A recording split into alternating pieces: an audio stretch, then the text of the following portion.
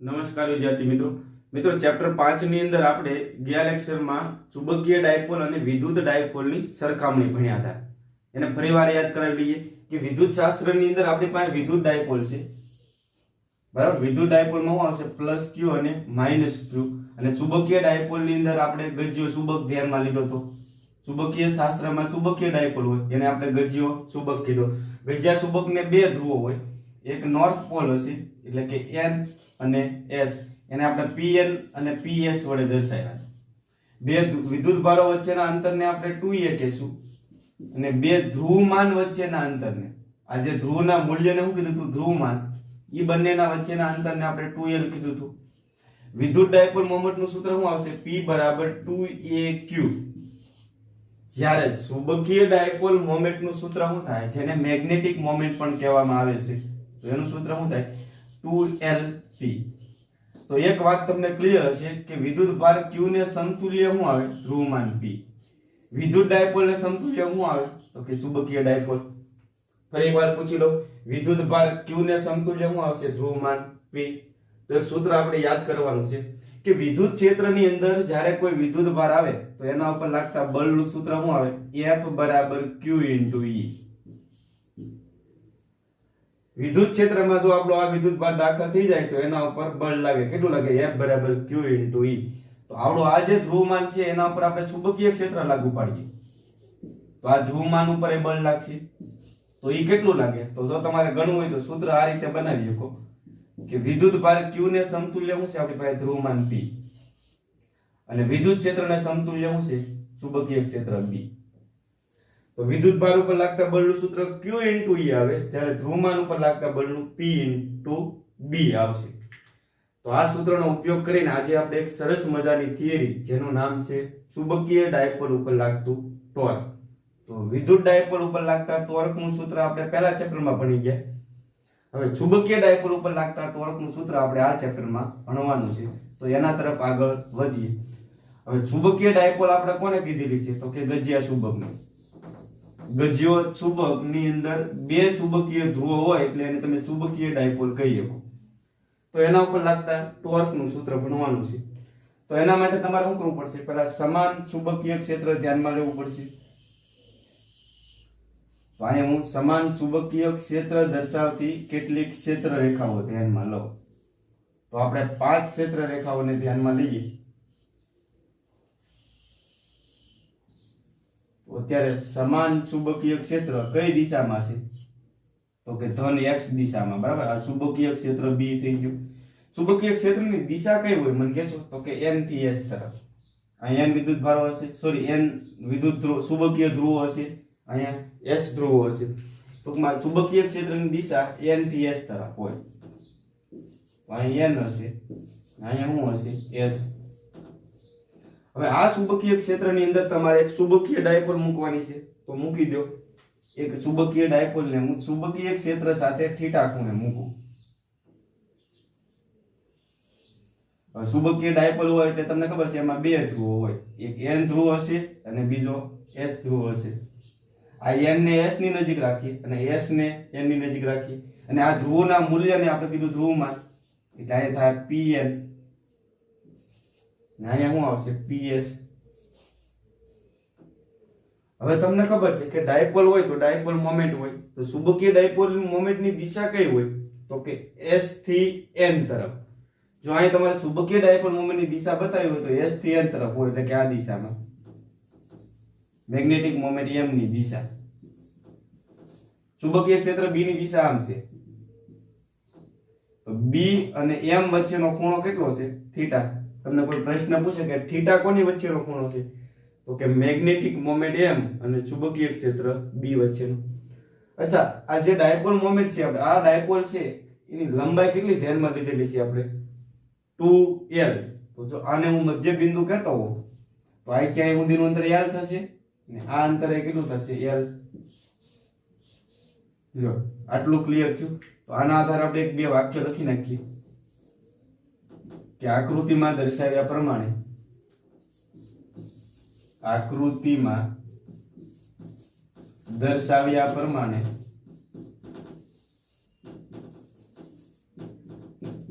સમાન ચુંબકીય ક્ષેત્ર સદિશ બી સાથે થીટા ખૂણે ચુંબકીય ડાયપોલ મૂકેલ છે.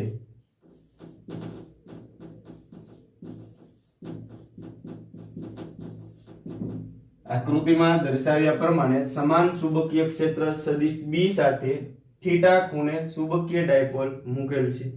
હવે તમને ખબર છે કે જ્યારે ધ્રુવમાં કોઈ ચુંબકીય ક્ષેત્રમાં આવે એટલે એના ઉપર બળ લાગે. એ બળનું સૂત્ર શું કીધું આપણે? F બરાબર P * B. તો આ જે ચુંબકીય ધ્રુવ છે એના ઉપર બળ લાગતું હોય, કેટલું લાગતું હોય? તો કે P * B જેટલું. પણ આ બળ કઈ દિશામાં હોય? તો સ્વાભાવિક છે n ધ્રુવ છે s તરફ આકર્ષાય કે નહીં, તો આના ઉપર લાગતું બળ આમ હશે. અને આ જે સાઉથ પોલ છે બરાબર, s ધ્રુવ છે એના ઉપર લાગતું બળ કેટલું હશે? તો કે PS * B. પણ આ બળ કઈ દિશામાં હશે? તો કે n તરફ આકર્ષાતો હોય એટલે આ દિશામાં હશે. s ધ્રુવ છે એ n તરફ આકર્ષાય એટલે આ બળ આ દિશામાં હશે. તો હવે આ બંને બળોના મૂલ્ય કેવા હશે? સમાન. કારણ કે Pn નું જેટલું મૂલ્ય હોય ને એટલું જ મૂલ્ય pH નું હોય. એટલે બંને બળોના મૂલ્યો સમાન હશે અને પરસ્પર વિરુદ્ધ દિશામાં છે. તો તમને પ્રશ્ન પૂછે કે ડાયપોલ ઉપર લાગતું પરિણામી બળ કેટલું થાય? તો પરિણામી બળ તમારે ગણવું હોય તમે આમ ગણી શકો. F બરાબર Pn * B. એક બળ આ લાગે છે ડાયપોલ ઉપર, ટોટલ બે બળો લાગે, એક Pn * B અને બીજું બળ શું લાગે છે? PS * B. પણ આ વિરુદ્ધ દિશામાં છે એટલે આગળ માઈનસ કરવી પડે.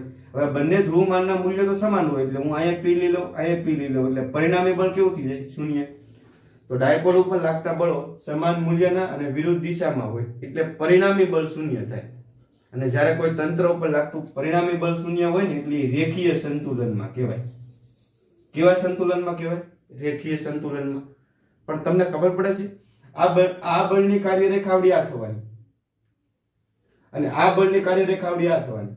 તો બંને બળોની કાર્યરેખાઓ અલગ અલગ છે. તમે આટલું વિચારી શકો કે આ ડાયપોલને આ બળથી આપણે આમ ખેંચીએ અને આ બળથી આપણે આમ ખેંચીએ એટલે સ્વાભાવિક છે ડાયપોલ કઈ રીતે ગતિ કરવાનો પ્રયત્ન કરે? તો કે વર્તુળમય ગતિ કરવાનો પ્રયત્ન કરશે. એટલે અહીંયા શું થયું? આ બંને બળો સમાન મૂલ્યના છે, વિરુદ્ધ દિશામાં છે અને એક રેખસ્થ નથી, એટલે કે અલગ અલગ રેખા ઉપર છે. અને જ્યારે આવું થાય ત્યારે બળ યુગ્મનું નિર્માણ થાય. અને બળ યુગ્મનું નિર્માણ થશે એટલે ડાયપોલ છે એ ચાક ગતિ કરવા મળશે, પરિભ્રમણ કરવા મળે. અને કોઈ પણ તંત્ર પરિભ્રમણ ત્યારે જ કરી શકતું હોય કે એના ઉપર ટોર્ક લાગતું હોય. એટલે પરિણામે ડાયપોલ ઉપર ટોર્ક લાગતું હશે.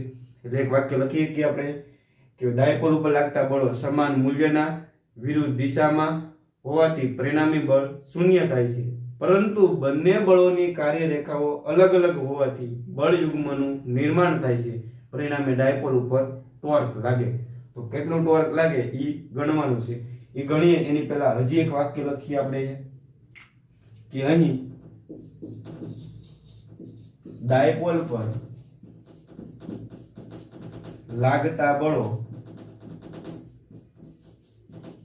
સમાન મૂલ્યના અને વિરુદ્ધ દિશામાં હોવાથી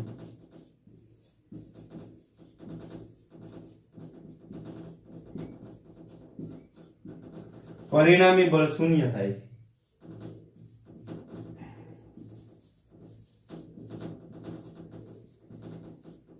અને પરિણામી બળ શૂન્ય થાય ત્યારે તંત્ર કેવા સંતુલનમાં કહેવાય? તો કે રેખીય સંતુલનમાં કહેવાય. એટલે રેખીય ગતિ કરી ન શકે. એટલે ડાયપોલનું જે આ કેન્દ્ર છે ને અહીંયા સ્થિર રહેશે. એટલે પરિણામી બળ શૂન્ય થાય છે. તેથી રેખીય સંતુલનમાં છે એમ કહેવાય. રેખીય સંતુલન માં છે તેમ કહેવાય. પરંતુ બંને બળો એક રેખસ્થ ન હોવાથી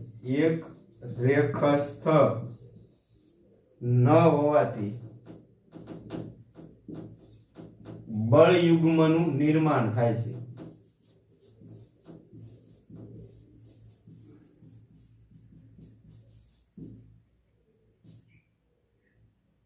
પરિણામે બળ યુગ્મનું નિર્માણ થાય છે, પરિણામે ડાયપોલ ઉપર ટોર્ક લાગે છે, ચુંબકીય ડાયપોલ પર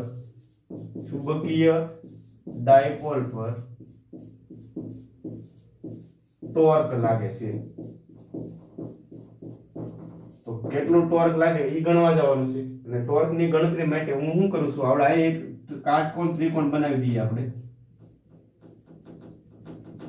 આ જે અંતર છે ને હું એને x કહી દઉં. આ અંતર એટલે હું તમને ખબર પડે છે, બંને બળો વચ્ચેનું લંબ અંતર ખબર પડે છે. આ બળ છે આમ છે અને આ બળ છે આ રેખા ઉપર છે, એટલે આ જે અંતર થયું ને એ બંને બળો વચ્ચેનું લંબ અંતર થયું. એ ખાસ ધ્યાન રાખજો. આ ખૂણો જો θ હોય તો આ ખૂણો કેટલો થવાનો θ.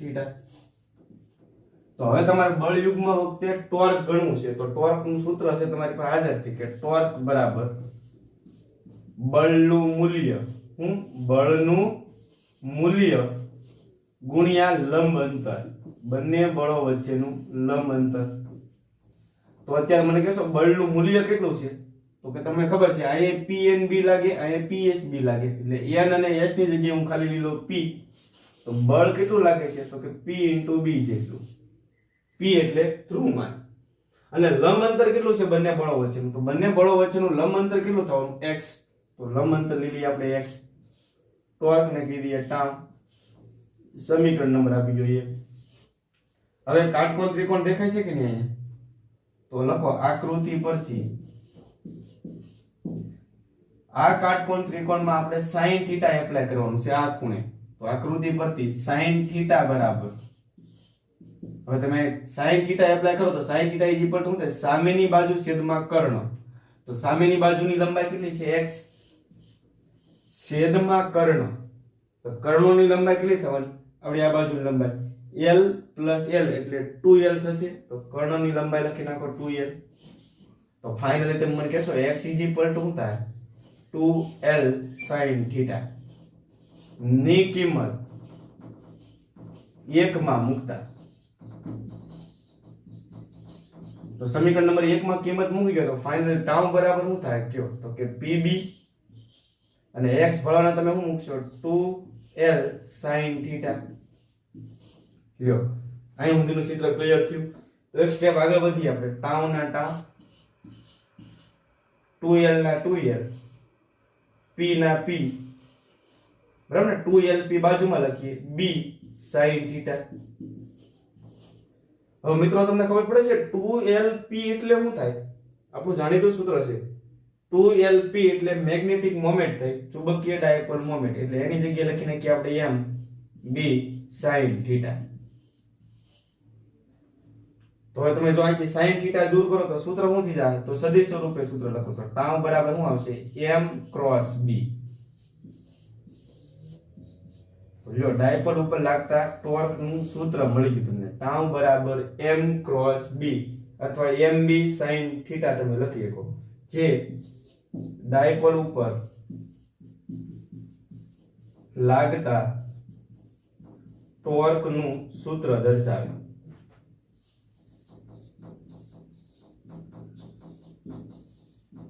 તો અહીંયા સુધીનું ચિત્ર ક્લિયર થયું. જો ડાયપોલ ઉપર લાગતા ટોર્ક નું સૂત્ર તારવવાનું કે તમારે અહીંયા સુધી લખવાનું, બરાબર. આટલી થિયરી તમને ક્લિયર હોવી જોઈએ. હવે એક સ્ટેપ આગળ વધીએ, આપણે ખાસ કિસ્સાની વાત કરીએ, જે MCQ ની અંદર બહુ અગત્યનો પોઈન્ટ છે, ખાસ કિસ્સાઓ. તો પહેલો કેસ એવો લઈએ કે આપણી જ્યારે ડાયપોલ ચુંબકીય ક્ષેત્રને સમાંતર હોય.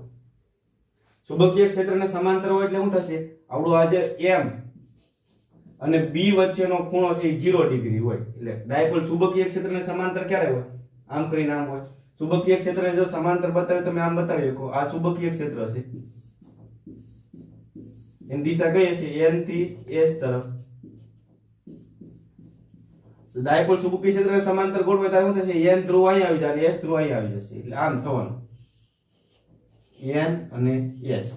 મેગ્નેટિક મોમેન્ટની દિશા કઈ હોય, s થી n તરફ. એટલે મેગ્નેટિક મોમેન્ટ આમ છે, ચુંબકીય ક્ષેત્ર આમ છે, એટલે બંને વચ્ચેનો ખૂણો કેટલો થવાનો, 0 ડિગ્રી, બરાબર. તો લખીએ ડાયપોલ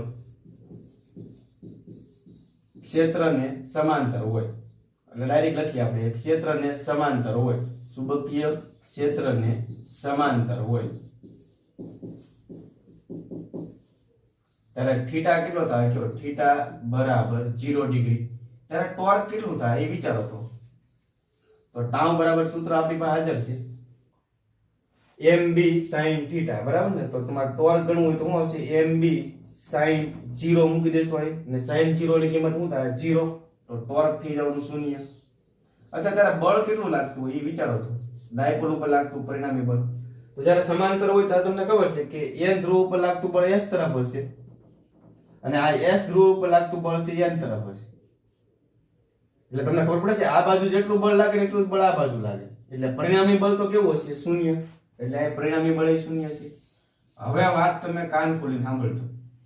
જ્યારે ડાયપોલ ઉપર લાગતું પરિણામી બળ 0 હોય ને ત્યારે રેખીય સંતુલનમાં કહેવાય, અને ટોર્ક 0 હોય ત્યારે સાગતીય સંતુલનમાં કહેવાય, અને બે સંતુલનમાં હોય ને એટલે ડાયપોલ સંતુલન સ્થિતિમાં છે એમ કહેવાય. અત્યારે ડાયપોલ બિચારી છે ને અહીંયા આવી સ્થિર થઈ જશે, શાંતિથી અહીંયા બેઠી હશે. એટલે ડાયપોલ અત્યારે રેખીય સંતુલનમાં છે અને સાગતીય સંતુલનમાં છે. તો જેને ડાયપોલની સંતુલન સ્થિતિ છે એમ કહેવાય, અથવા સ્થાયી અવસ્થામાં છે એમ કહેવાય. તો હારવાર અહીંયા આપણે સ્થિતિ ઊર્જા પણ ગણી નાખીએ. તો સ્થિતિ ઊર્જાનું સૂત્ર શું છે, -mb cos થીટા. આ યાદ રાખવાનું છે. હવે થીટા બરાબર કેટલો છે, સમાંતરમાં હોય ત્યારે 0. તો cos 0 ની કિંમત કેટલી આવશે કે 1, એટલે સ્થિતિ ઊર્જા શું થાય -mb. હવે માઈનસ શું બતાવે છે, લઘુત્તમ છે. સ્થિતિ ઊર્જાનું મૂલ્ય કેવું છે અહીંયા, લઘુત્તમ. તો સ્થિતિ ઊર્જા કેવી થાય, u બરાબર -mb, એટલે કે લઘુત્તમ. ને એક વાત બહુ અગત્યની કે જ્યારે કોઈ પણ તંત્રની સ્થિતિ ઊર્જા લઘુત્તમ થતી હોય ને ત્યારે સ્થાયી સ્થિતિમાં છે એમ કહેવાય. તો અત્યારે ચુંબકીય ડાયપોલ છે રેખીય સંતુલનમાં છે, સાગતી સંતુલનમાં છે, એટલે એને સંતુલન સ્થિતિમાં છે એમ કહેવાય, અથવા તો સ્થાયી અવસ્થામાં છે એમ કહેવાય. તો સમાંતરમાં શું હશે, ડાયપોલ સ્થાયી અવસ્થામાં છે એમ કહેવાય. ડાયપોલ સ્થિર અવસ્થા અથવા તો સ્થાયી અવસ્થામાં છે એમ કહેવાય.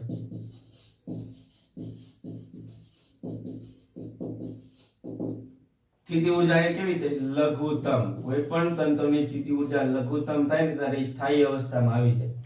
અચ્છા, ડાયપોલ છે ચુંબકીય ક્ષેત્રને લંબ રૂપે હોય તો, ચુંબકીય ક્ષેત્રને લંબ રૂપે હોય તો થીટા કેટલો થવાનો, 90 ડિગ્રી. તો હવે મને કહેશો ટોર્ક કેટલું આવશે, ટાઉ બરાબર, આપણી પાસે સૂત્ર છે ટાઉ બરાબર mb sin થીટા. થીટા કેટલો છે 90 ડિગ્રી, sin 90 ની કિંમત થાય 1, એટલે ટોર્ક છે mb, એટલે કે મહત્તમ થાય. તો ચુંબકીય ક્ષેત્રને લંબ રૂપે હોય ને એટલે ટોર્ક છે એ મેક્સિમમ થશે mb. બળ કેટલું રહેવાનું, તો જ્યારે લંબ રૂપે ગોઠવાય એટલે તમને ખબર છે n ધ્રુવ s, તો n ઉપર લાગતું બળ આમ હશે, s ઉપર લાગતું બળ આમ હશે, બંને સમાન મૂલ્યના અને વિરુદ્ધ દિશામાં, એટલે પરિણામી બળ તો 0 જ રહેશે. એટલે એનો મતલબ એમ કે ડાયપોલ છે એ રેખીય સંતુલનમાં છે, બળ 0 છે એટલે શું છે, રેખીય સંતુલનમાં છે, પણ સાગતીય સંતુલનમાં નથી. અને જો બે માંથી એક સંતુલનમાં ન હોય ને તો એ સંતુલન સ્થિતિમાં ન કહેવાય. સંતુલન સ્થિતિમાં ક્યારે કહેવાય કે રેખીય સંતુલનમાં હોય અને સાગતીય સંતુલનમાં હોય. અહીં રેખીય સંતુલનમાં છે પણ સાગતીય સંતુલનમાં નથી, એટલે સંતુલન સ્થિતિમાં નહીં હોય. આ કેસમાં એની સ્થિતિ ઊર્જા કેટલી હશે, તો સ્થિતિ ઊર્જાનું સૂત્ર શું છે, mb cos થીટા, અને થીટા છે 90 ડિગ્રીનો. તો cos 90 ની કિંમત કેટલી થાય, 0, એટલે બધું 0 થઈ જાય કે નહીં. એટલે લંબ રૂપે હોય ત્યારે સ્થિતિ ઊર્જા છે એ કેટલી હશે, 0. અને કેસ નંબર 3 કે ડાયપોલ કેવી હશે, ચુંબકીય ક્ષેત્રની પ્રતિ સમાંતર, તો ચુંબકીય ક્ષેત્રની વિરુદ્ધ દિશામાં હોય. વિરુદ્ધ દિશામાં ડાયપોલ લઈ જાવ એટલે શું થશે ખબર પડે છે, આપણી આ જે n ધ્રુવ છે ને એને આપણે અહીંયા ગોઠવવો પડશે, અને s ધ્રુવને અહીંયા લાવવો પડે. એટલે આપણો આ છે n અને s છે એને આપણે આ રીતે ગોઠવી દઈએ. તો પહેલા તમે મને કહો મેગ્નેટિક મોમેન્ટની દિશા કઈ હોય, s થી n તરફ, એટલે મેગ્નેટિક મોમેન્ટ આ દિશામાં છે, ચુંબકીય ક્ષેત્ર આ દિશામાં છે, એટલે બંને વચ્ચેનો ખૂણો કેટલો થવાનો, 180 ડિગ્રી. તો અત્યારે ખૂણો કેટલો થવાનો, વિરુદ્ધ દિશામાં હોય તો થીટા બરાબર 180 ડિગ્રી. ત્યારે તમારે ટોર્ક ગણવાનું છે, તો ટાઉ બરાબર શું આવશે, કે mb sin થીટા. થીટા બરાબર 180 મૂકી દો, sin 180 ની કિંમત થાય 0, એટલે ટોર્ક થી જાય 0. બળ તો હંમેશા 0 જ હશે, સમાન ચુંબકીય ક્ષેત્રમાં મૂકો એટલે બળ તો 0 જ હોય, એટલે બળ એ 0 છે. એટલે હવે ખબર પડે ટોર્ક એ શૂન્ય છે એટલે સાગત્ય સંતુલનમાં છે અને બળ એ શૂન્ય છે એટલે રેખીય સંતુલનમાં છે એટલે ડાયપોલ સંતુલન સ્થિતિમાં છે એમ કહેવાય 100%. હવે અહીં સ્થિતિ ઊર્જા કેટલી થાય? U બરાબર -mb cos θ. તો -mb ના -mb θ કેટલા મૂકશું? 180. હવે cos 180 ની કિંમત થાય -1. માઇનસ માઇનસ થઈ ગયા પ્લસ. તો અત્યારે સ્થિતિ ઊર્જા કેટલી આવશે કયો? mb બરાબર m * b. તો તમને ખબર પડે છે અહીંયા -mb છે, અહીંયા 0 છે અને અહીંયા +mb છે. તો ત્રણે ત્રણમાં સૌથી મોટું કયું? તો કે +mb. એટલે અહીં સ્થિતિ ઊર્જા છે ને એ મહત્તમ થઈ. અને જ્યારે કોઈ પણ તંત્રની સ્થિતિ ઊર્જા મહત્તમ થાય ને ત્યારે અસ્થાયી સ્થિતિમાં હોય. શું કામ અહીં અસ્થાયી સ્થિતિમાં થાય? તો તમને ખબર પડે છે. હવે અહીંયા n ધ્રુવ અહીંયા આવી ગયો છે અને s ધ્રુવ અહીંયા આવી ગયો છે. એટલે આ n વચ્ચે અપાકર્ષણ થતું હોય અને s વચ્ચે અપાકર્ષણ થતું હોય. આ અપાકર્ષણને લીધે છે ને આ ડાયપોલ છે મધ્યમાનતાની આસપાસ આમ દોલ ન કરતી હોય, અસ્થિર હોય ને એવું લાગે. એટલે અસ્થાયી સંતુલનમાં છે એમ કહેશું આપણે. કેવું સંતુલન સ્થિતિમાં છે એમ તો કહેશું જ તે. શું કામ? કારણ કે ટોર્ક એ શૂન્ય છે અને બળ એ શૂન્ય છે. પણ અહીંયા સંતુલન કેવું છે? અસ્થાયી સંતુલન. એટલે જ્યારે ચુંબકીય ક્ષેત્રને પ્રતિ સમાંતર હોય અથવા વિરુદ્ધ દિશામાં હોય એટલે ડાયપોલ છે ને અસ્થાયી સંતુલનમાં કહેવાય. અસ્થાયી ડાયપોલ અસ્થાયી સંતુલનમાં છે એમ કહેવાય.